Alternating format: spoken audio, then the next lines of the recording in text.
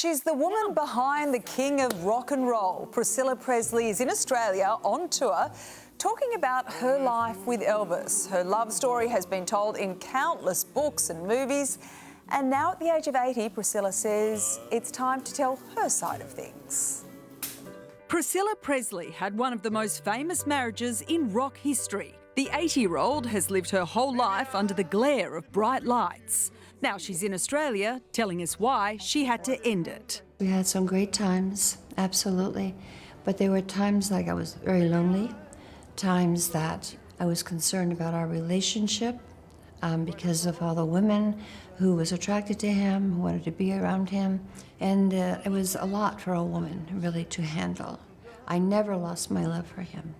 He was a beautiful person, wonderful man, but there was obviously some compromises that I had to deal with. Don't let a good thing die. Movies like Baz Luhrmann's Elvis and Priscilla starring Aussie Jacob Elordi proving the spotlight is yet to fade. Now she wants to tell her side of the story.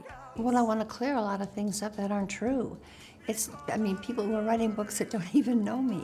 It's a bit scary when you're in the limelight and you've been with someone very, very popular, very famous, and still people today adore him. It's been a real lesson for me in many ways on the love of, someone so famous.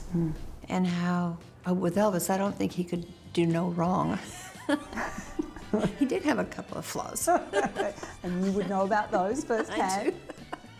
She doesn't shy away from the pain, the loss of daughter Lisa Marie. She never got over the loss of her son, and he was the love of her life. And when he passed, she passed. She stayed connected with the king, even after she left, remained his confidant. We had our little girl, Lisa, and he adored her.